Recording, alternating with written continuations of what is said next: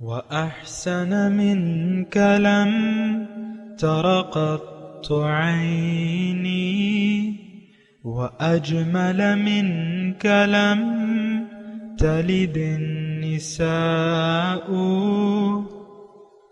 خلقت مبرأ من كل عيب خلقت مبرأ من كل عيب كأنك قد خلقت كما تشاء.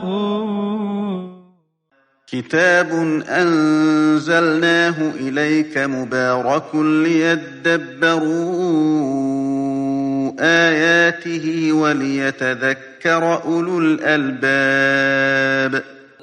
یہ کتاب برکت والی ہے جسے ہم نے آپ کی طرف نازل فرمایا ہے تاکہ دانش مند لوگ اس کی آیتوں میں غور و فکر کریں اور نصیحت حاصل کریں. اللهم صل على سيدنا محمد وعلى آل سيدنا محمد بعدد كل ذرة مئة ألف ألف مرة. سامعین و ناظرین کرام، السلام علیکم ورحمۃ اللہ وبرکاتہ. سامعین کرام، سورہ المائدہ آیت نمبر 30-31، درس نمبر 463. آج کا موضوع، کیا ہم سیدھے راستے سے بھٹک گئے ہیں؟ اس کے ساتھ آج کے سبق کا آغاز کرتے ہیں. سب سے پہلے گزشتہ سبق کا اعادہ ہوگا. اعوذ باللہ من الشیطان الرجیم. پناہ مانگتا ہوں میں اللہ کی شیطان مردود سے. بسم اللہ الرحمن الرحیم. شروع اللہ کے نام سے جو بڑا مہربان نہایت رحم والا ہے. وَاتْلُ عَلَيْهِمْ نَبَأَ بَنَيْ آدَمَ بِالْحَقِّ إِذْ قَرَّبَا قُرْبَانًا فَتُقُبِّلَ مِنْ أَحَدِهِمَا وَلَمْ يُتَقَبَّلْ مِنَ الْآخَرِ قَالَ لَأَقْتُلَنَّكَ قَالَ إِنَّمَا يَتَقَبَّلُ اللَّهُ مِنَ الْمُتَّقِينَ. اور اے محمد صلی اللہ علیہ وآلہ وسلم، ان کو آدم کے دو بیٹوں حابیل اور قابیل کے حالات جو بالکل سچے ہیں پڑھ کر سنا دو کہ جب ان دونوں نے خدا کی جناب میں کچھ نیازیں چڑھائیں تو ایک کی نیاز تو قبول ہو گئی اور دوسرے کی قبول نہ ہوئی. تب قابیل حابیل سے کہنے لگا کہ میں تجھے قتل کر دوں گا. اس نے کہا کہ خدا پرہیزگاروں ہی کی نیاز قبول فرمایا کرتا ہے. لئن بسطت إلي يدك لتقتلني ما أنا بباسط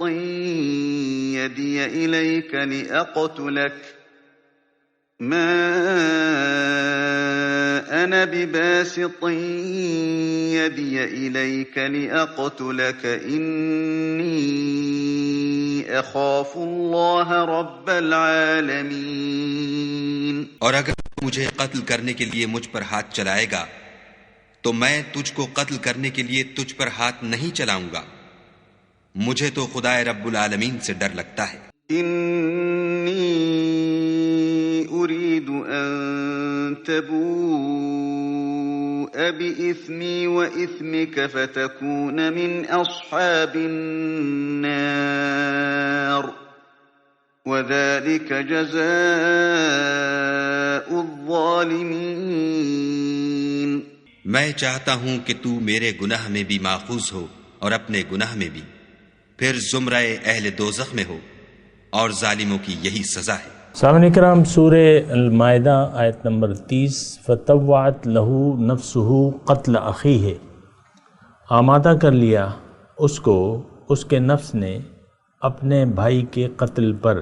فقتلہ، پس اس کو قتل کر دیا. فاصبح من الخاسرین، وہ نقصان اٹھانے والوں میں سے ہو گیا. لیکن اس میں نقطہ یہ ہے سامعین کرام ہمارے اپنے لیے کہ نفس جو ہے، نفسانی خواہشات کو اگر آپ اپنا معبود بنا لیتے ہیں اور یہ الفاظ جو میں ادا کر رہا ہوں نا، مجھے یہ ڈر ہے کہ آپ کوئی اس کا ریئیکٹ نہ کریں. اصل میں تو ہمارا اصل میں ارادہ نہیں ہے، نفس کی عبادت کا ارادہ نہیں ہے، لیکن چونکہ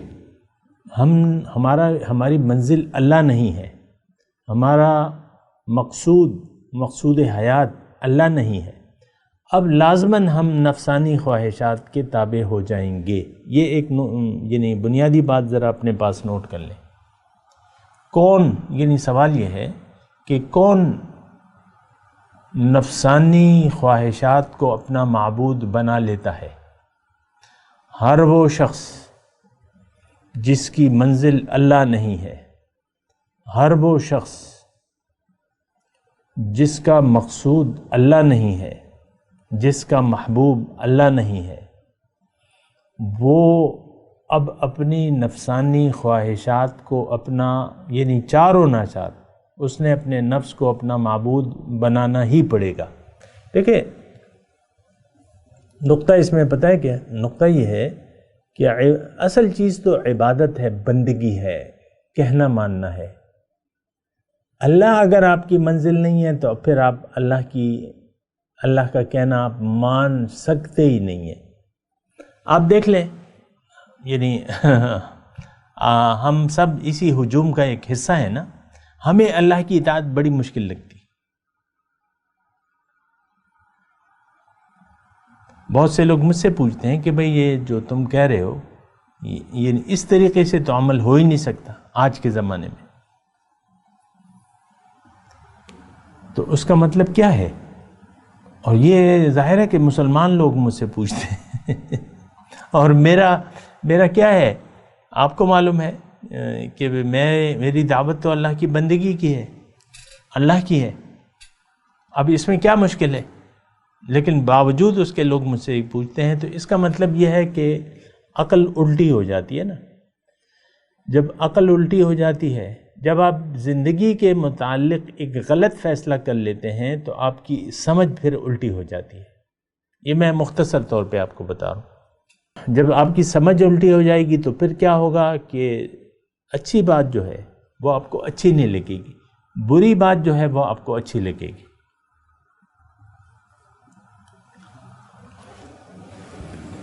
اللہ مختصر بات ہے، میں آپ کو کہہ رہا ہوں، اس کو ذرا سمجھیں. یہ میرے لیے ہے، آپ کے لیے بھی ہے.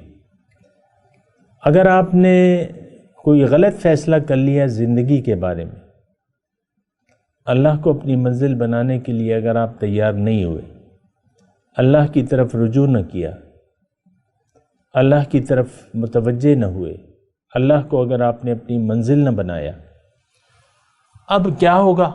اب آپ کی سمجھ الٹی ہو جائے گی کیونکہ آپ نے الٹ فیصلہ کر لیا. یہ تو دیکھیں عام طور پہ بھی ایسا ہو، ایک راستہ جو کہ غلط ہے، لیکن اگر آپ کا اس پہ یقین ہے کہ یہ صحیح ہے تو آپ اس پہ پھر چلتے جائیں گے. بسا اوقات ایسا ہو سکتا ہے، مثال کے طور پہ فرض کر لیں کہ آپ ایک غلط راستے پر چلے جا رہے ہیں اس یقین کے ساتھ کہ یہی سیدھا راستہ ہے. ایسا ہوتا ہے، ہمارے ساتھ بھی ہوتا ہے. میں تو ذرا احتیاط کرتا ہوں کہ جو راستہ مجھے معلوم نہیں ہوتا نا، یہ میں مثال کے طور پہ اپنی جو سچ ہے وہ بیان کر رہا ہوں کہ میں یہ جو راستہ مجھے معلوم نہیں ہوتا تو اس کو میں پوچھتا ہوں، جلدی پوچھ لیتا ہوں. یعنی ایک راستہ چلیں، مجھے معلوم نہیں ہے، میں نے اپنے گمان سے ایک راستے پہ اپنی گاڑی ڈال دی ہے، تھوڑی دور جا کے میں پھر یعنی چند قدم جو بھی مجھے نظر آئے گا میں اس سے کنفرم کروں گا. میری عادت یہ ہے کہ بھئی، تو اکثر ایسا ہوتا ہے کہ ہم بھٹک جاتے ہیں، 2-4 قدم آگے بڑھ جاتے ہیں تو پھر لوگ مجھے کہتے ہیں آپ کو واپس جائیں، یو ٹرن لیں، آپ تو غلط آ رہے ہیں. تو مجھے اس وقت آسانی ہوتی ہے کیونکہ میں جلدی پوچھ لیتا ہوں جلدی. تو لیکن اگر آپ یہ سمجھیں، اگر ایک چلنے والا، ایک راستے پر چلنے والا غلط راستے کو صحیح سمجھ لے اور یا فیصلہ کر لے کہ مجھے تو یہی پسند ہے راستہ. اب دیکھیں 2 راستے ہیں، ایک دنیا کا راستہ ہے دنیا کو منزل بنا کے اگر آپ زندگی گزار رہے ہیں تو یہ راستہ تو سب کو پسند ہے. زُيِّنَ لِلنَّاسِ حُبُّ الشَّهَوَاتِ مِنَ النِّسَاءِ وَالْبَنِينَ وَالْقَنَاطِيرِ الْمُقَنطَرَةِ مِنَ الذَّهَبِ وَالْفِضَّةِ وَالْخَيْلِ الْمُسَوَّمَةِ وَالْأَنْعَامِ وَالْحَرْثِ ذَلِكَ مَتَاعُ الْحَيَاةِ الدُّنْيَا وَاللَّهُ عِنْدَهُ قُلْ أَنُبِّئُكُمْ بِخَيْرٍ مِّن ذَلِكَ. اسی طرح آیت ہے وَاللَّهُ عِنْدَهُ حُسْنُ الْمَآبِ. اللہ تعالیٰ فرما رہے ہیں یہ چیزیں میں نے مزین تو کر دی ہیں، اچھی لگتی ہیں. حب الشہوات، خواہشات کی محبت، من النساء، عورتوں سے، اور بیٹوں اولاد کی محبت، اور سونے چاندی کی ڈھیر، اور نشان زدہ گھوڑے اور جانور مویشی اور کھیتیاں، یہ سب میری، وہ کہتے ہیں نا فخراً دکھاتے ہیں، یہ سب میری ہے. تمہاری تو کچھ بھی نہیں ہے. یہ 5 ایکڑ زمین ہے، یہ سب میری ہے، آپ کی تو کچھ بھی نہیں ہے. ویسی نام ہے آپ کا، بس ہے تو آپ نے تو چھوڑ کے چلے جانا ہے، اب تو اپنے ساتھ تو نہیں لے جا سکتے. یہ تو ایک دھوکہ ہے. دنیا جو ہے نا یہ متاع الغرور اللہ تعالیٰ نے سکھایا ہے، دھوکے کا سامان ہے. تو یہ نفس کی، اگر یعنی اللہ کی بجائے اگر آپ نفس کی مان لیں، اب نفس تو خواہشات کی محبت میں گرفتار ہے. دولت، عزت، شہرت، کون اس کا طالب نہیں ہے؟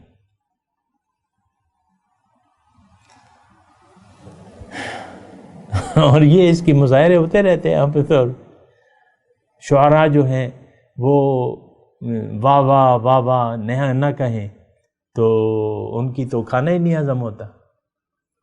بعض شعراء جو ہیں بعض اوقات نعت خوان جو ہیں وہ ایسے اشارے انہوں نے سیکھ لیے کہ ہر شعر ایسے پڑھتے ہیں اور پھر کہتے ہیں آپ ہمارے ساتھ شامل ہو جائیں.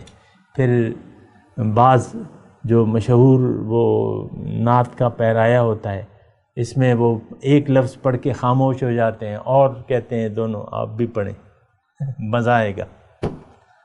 جو بعض ممبر پہ بیٹھے حضرات جو ہیں وہ کہتے ہیں بھئی سبحان اللہ کی آواز نہیں آ رہی. پھر ذرا کمزور آواز ہی ہے. بھئی آپ لوگوں نے ایک ناشتہ نہیں کیا ہے، ذرا زور سے کہیں. یہ دیکھیں نفسانی وہ ساری وہ باتیں ہوتی ہیں. لیکن میں یہ تو خیر میں نے ویسے ہی ایک کر دیا بات، لیکن میں آپ کو کہہ رہا ہوں کہ خواہشات نفسانی کے ہم غلام ہیں. ہم اپنی حب مال، حب جاہ، اس میں ہم گرفتار ہیں، اپنی تعریفیں چاہتے ہیں. اور بات تو ذرا مختصر ہے. فَطَوَّعَتْ لَهُ نَفْسُهُ قَتْلَ أَخِيهِ فَقَتَلَهُ فَأَصْبَحَ مِنَ الْخَاسِرِينَ. آیت نمبر 30 میں بڑا مرکزی اس میں مضمون ہے، نصیحت ہے اس میں، اور وہ اسی کی میں بات کر رہا ہوں. اور میں عقل کے الٹنے کی بات کر رہا تھا کہ آپ کی سمجھ الٹ جاتی ہے. آج اگر آپ کی، مجھے پورا یقین ہے آپ کی سمجھ میں یہ اسلام آتا ہی نہیں ہے. بعض اوقات ہوتا ہے نا کہ ایک آدمی کو، آپ بھی کبھی، آپ کا اگر کبھی موقع ہو تو ایک آدمی کو سمجھانے سے آپ اپنی ہار مان لیتے ہیں، اس کو سمجھاتے ہی نہیں ہیں، کیونکہ آپ کا یہ یقین ہوتا ہے کہ یہ بھائی سمجھنے والا نہیں ہے، اس کو میں جو بھی چاہوں جس طریقے سے، یہ تو مانے گے نہیں حق بات کو. بعض اوقات ایسا بھی ہوتا ہے نا، آپ خود مجبور ہو جاتے ہیں کسی کو حق بات نہ کہنے پر، اور حق کو اس سے نہ سمجھانے پر مجبور ہو جاتے ہیں کہ بھئی یہ تو اس کی طرح، اس کا جو رکھ رکھاؤ ہے، جو باتیں ہیں اس کی، میرے پاس جو بات ہے وہ اس کو میں سمجھا ہی نہیں سکتا، لہٰذا چھوڑ دو اس کو، اس کی حالت پہ چھوڑ دو. تو دیکھیں میں یہ فَطَوَّعَتْ لَهُ نَفْسُهُ، اس کے نفس نے اپنے بھائی کے خون پر اس کو راضی کر لیا. ہمیں نفس نے راضی کر لیا ہے کہ اللہ کو چھوڑ دو، اللہ کی بندگی کو چھوڑ دو، رسول کی اطاعت کو چھوڑ دو، آخرت کا خیال چھوڑ دو، دیکھیں گے دیکھا جائے گا، اللہ بڑا غفور الرحیم ہے. یعدہم ویمنیہم، ان سے وعدے کرتا ہے شیطان، اور ان کو آرزویں اور امیدیں دلاتا ہے. کیا امید نہیں ہے آپ کو کہ آپ کبھی نہ کبھی اگر دوزخ میں گئے بھی تو کچھ عرصے بعد واپس نکل کے آ جائیں گے؟ آپ کو امید تو ہے نا؟ بتائیے مجھے، کیا آپ کا یقین ہے کہ آپ ہمیشہ دوزخ میں پڑے رہیں گے؟ آپ کہیں گے، یعنی آپ کسی سے پوچھیں کہ نہیں، میں جتنا بھی گناہ گار ہوں لیکن ہوں تو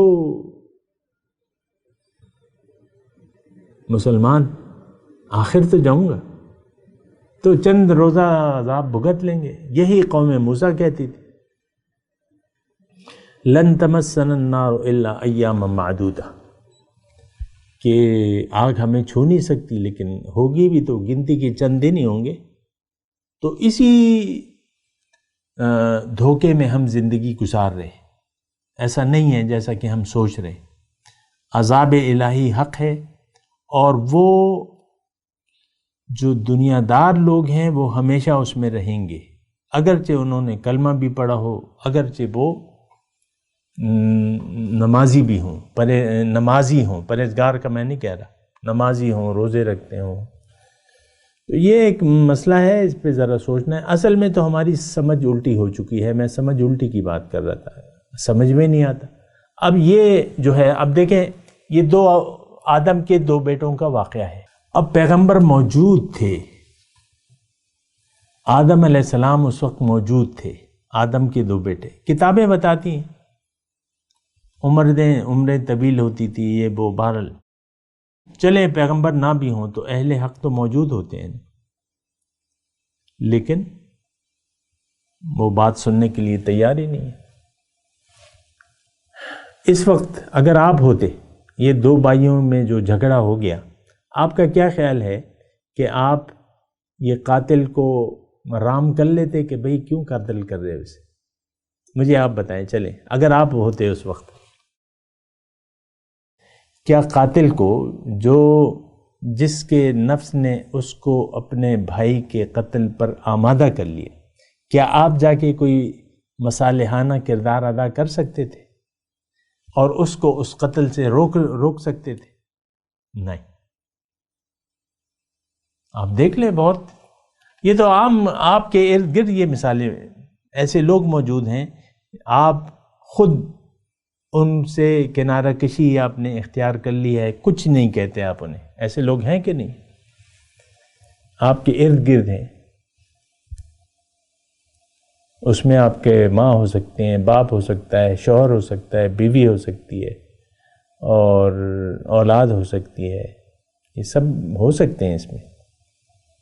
یہ نہیں ماننے والا یار، یہ نہیں ماننے والا.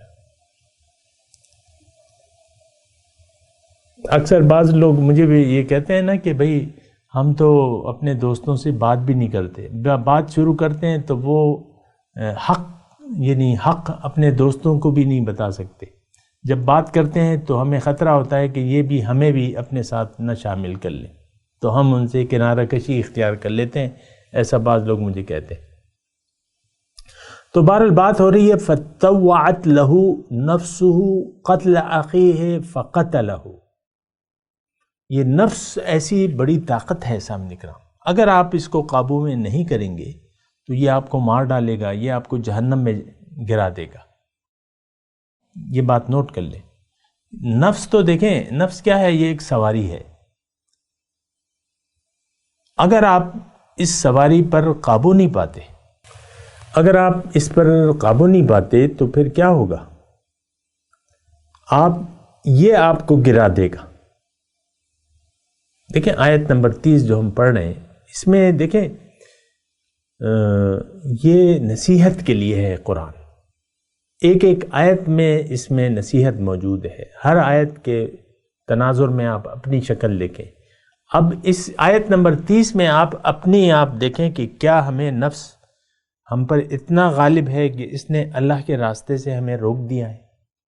کیا اتنا غالب ہو چکا ہے کہ اگر ہم اسی حالت، اسی ڈگر پر چلتے رہے تو ہم جہنم میں جا کے یہ پہنچا کے یہ ہمیں دم لے گا؟ بہت سے لوگوں کا ایسا حال ہے سامنے کا. آپ کی میں بات نہیں کر رہا. بہت سے لوگ خواہشات نفسانی کے تابع ہیں اور خواہشات نفسانی یہ لفظ اگر آپ کو مشکل لگ رہا ہے تو میں آپ کو آسانی پیدا کر دیتا ہوں.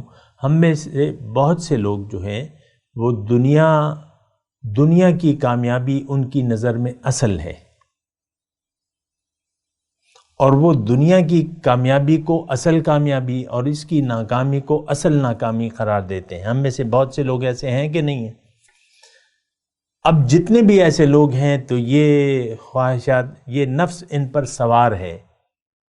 اب تھوڑی سی بات میں نے اللہ کی توفیق سے آسان کر دی نا آپ کے لیے سمجھنے کے لیے، کیونکہ میں اگر ڈائریکٹ کہہ دوں کہ بھئی آپ پہ نفس سوار ہے اور آپ نفس کے پجاری ہیں تو یہ تو سمجھنا مشکل ہو جائے گا نا. میں آپ کو کہہ رہا ہوں کہ ہر وہ شخص جس کی منزل اللہ نہیں ہے، جس کی ترجیح آخرت نہیں ہے، جو دنیا کے پیچھے لگا ہوا ہے، اس پر اس کا نفس سوار ہے.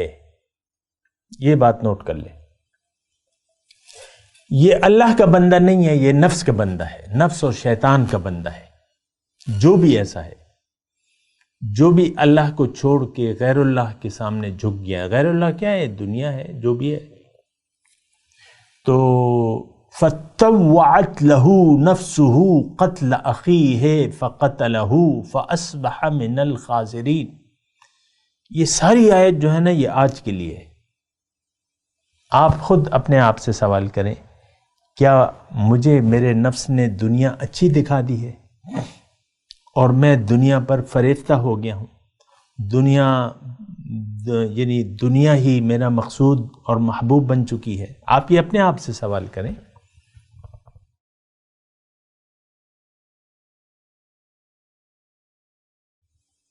فَأَصْبَحَ مِنَ الْخَاسِرِينَ. اس کا نتیجہ نقصان ہے سامنے کرام. یہ آیت نمبر 30. ہم بھی تو آدم کے بیٹے ہیں، ہم بھی تو یا قاتل ہیں یا مقتول ہیں. ہم تو اللہ کے بندے نہیں ہیں. وہ دو بیٹے ہیں نا، اس میں دو بیٹوں کا تذکرہ ہے. ایک بیٹا کہہ رہا ہے کہ انی اخاف اللہ رب العالمین، کہ میں تو رب العالمین سے ڈرتا ہوں. یہ دو بھائی ہیں، آدم کے دو بیٹے ہیں. ان میں سے ایک آپ کی طرح ہے، آپ یا مقتول کی طرح ہیں یا قاتل کی طرح ہیں. اور یہ فیصلہ تو ان آیات قرآنی میں آپ خود بھی لگا سکتے ہیں. فَطَوَّعَتْ لَهُ نَفْسُهُ قَتْلَ أَخِيهِ فَقَتَلَهُ فَأَصْبَحَ مِنَ الْخَاسِرِينَ. یہ آپ بھی فیصلہ کر لیں کہ آیا میں نقصان اٹھانے والوں میں سے ہوں. اور آپ نہیں سوچ سکتے، آپ یہ فیصلہ بھی نہیں کر سکتے. آپ مجھے مورد الزام ٹھہرائیں گے کہ بھئی تم جو بات کر رہے ہو کتابوں میں تو نہیں لکھی ہوئی، تم کیسی تشریحات کر رہے ہو، آگے بڑھو آگے بڑھو، کہاں پہ اٹک گئے ہو، ہمارے پیچھے کیوں پڑ گئے ہو. لیکن ہے، اس میں ایسا ہے، یا تو انی اخاف اللہ رب العالمین، آپ یہ کہہ سکتے ہیں اپنے دل و جان سے کہ مجھے اللہ کا خوف ہے، میں تو اللہ کی مرضی، اللہ کی رضا کے لیے میں نے زندگی گزارنی ہے، میں نے اقدام نہیں کرنا، میں نے گناہ نہیں کرنا، میں نے کسی کو نقصان نہیں پہنچانا. تو بہرحال یہ ساری باتیں ہیں، اس کو آپ نے دیکھنا ہوگا، سوچنا ہوگا، سمجھنا ہوگا کہ ہم کس طرف جا رہے ہیں. تو فتوات. اچھا آگے تھوڑا سا پڑھ لیتے ہیں. فبعث اللہ غرابا یبحث فی الارض. پھر اللہ نے ایک کوے کو بھیجا جو زمین کو، یبحث فی الارض، جو زمین کو کوریدتا تھا، لیوریہ کیف یواری سوءۃ اخی، کہ کس طرح اپنے بھائی کی لاش کو چھپائے. قال یا ویلتا، اس نے کہا افسوس مجھ پر، اعجزت ان اکون مثل ھذا الغراب، کہ میں اس کوے جیسا بھی نہ ہو سکا. فاواری سوءۃ اخی، کہ میں اپنے بھائی کی لاش کو چھپانے کی تدبیر کرتا. فاصبح من النادمین، پھر پچھتانے لگا. اب دیکھیں اس میں دو کووں کا تذکرہ نہیں ہے، کہ 2 کوے تھے وہ آپس میں لڑنے لگے، ایک کوے نے دوسرے کوے کو مار دیا، اور پھر تو بہرحال ہم اس کی تفصیلات میں نہیں پڑھتے. اس کو اپنے بھائی کی لاش کی چھپانے کی فکر تھی، اس کو سمجھ میں نہیں آ رہا تھا. اللہ تعالیٰ نے آیت قرآنی کے مطابق وہ زمین کو کوریدنے لگا، چھپانے، وہ کوریدتا تھا، یعنی اس نے ایک گھڑا کھودا اپنے پنجوں سے. مٹی نرم ہوگی تو اب گھڑا آ گیا. بس مزید واقعہ نہیں ہے قرآن میں،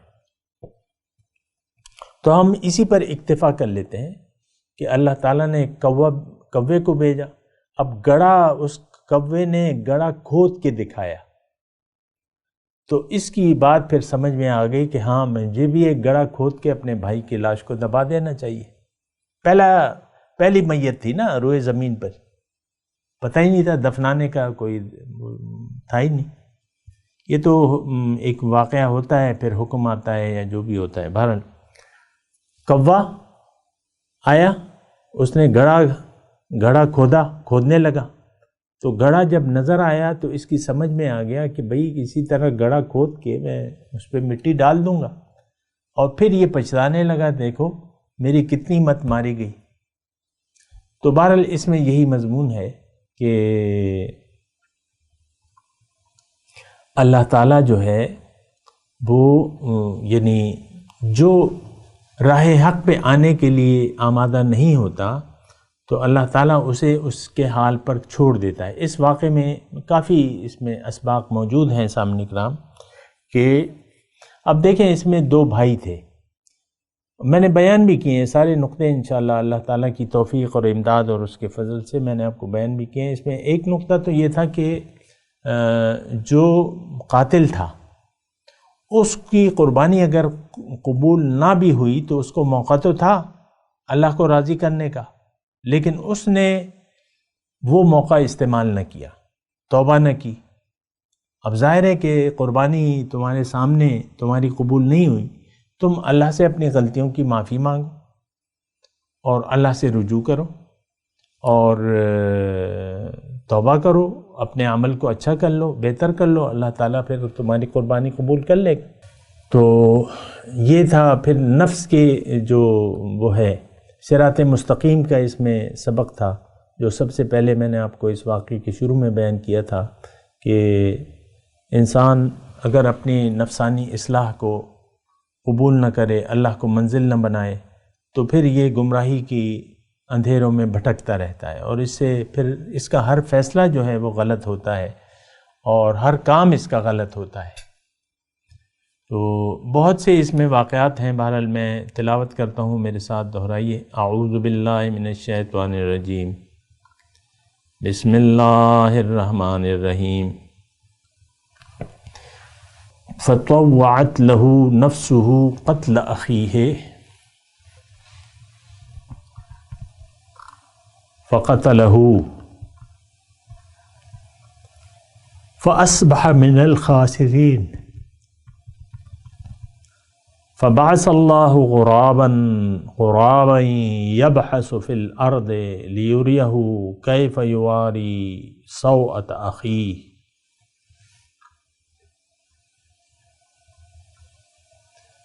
قال يا ويلتى أعجزت أن أكون مثل هذا الغراب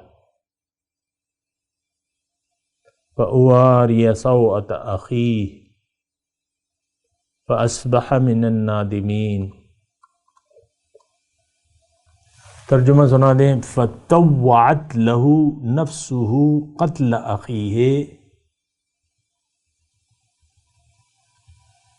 پھر اسے اس کے نفس نے اپنے بھائی کے خون پر آمادہ کر لیا، راضی کر لیا. فقتلہ، پھر اس نے اسے مار ڈالا. فاصبح من الخاسرین، وہ نقصان اٹھانے والوں میں سے ہو گیا. فبعث اللہ غرابا یبحث فی الارض، پھر اللہ نے ایک کوا بھیجا جو زمین کوریدتا تھا. لیریہ کیف یواری سوءۃ اخیہ، تاکہ اسے دکھلائے کہ اپنے بھائی کی لاش کو کس طرح چھپاتا ہے یا چھپانا ہے۔ قال یا ویلتا اعجزت ان اکون مثل ھذا الغراب، اس نے کہا مجھ پر افسوس کہ اس کوے جیسا بھی نہ ہو سکا۔ فأواری سوءۃ اخیہ، کہ اپنی بھائی کی لاش کو چھپانے کی تدبیر کرتا۔ فأصبح من النادمین، پھر پچھتانے لگا۔ اب ان آیت کی تلاوت اور ترجمہ۔ اعوذ باللہ من الشیطان الرجیم، پناہ مانگتا ہوں میں اللہ کی شیطان مردود سے۔ بسم اللہ الرحمن الرحیم، شروع اللہ کے نام سے جو بڑا مہربان نہایت رحم والا ہے۔ فطوعت له نفسه قتل أخيه فقتله فأصبح من الخاسرين،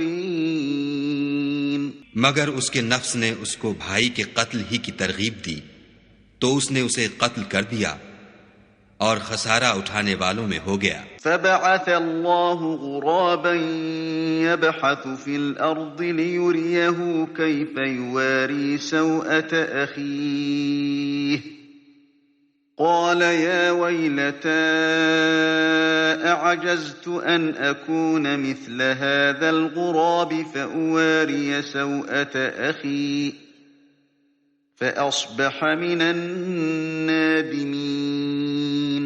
اب خدا نے ایک کوا بھیجا جو زمین کریدنے لگا تاکہ اسے دکھائے کہ اپنے بھائی کی لاش کو کیوں کر چھپائے۔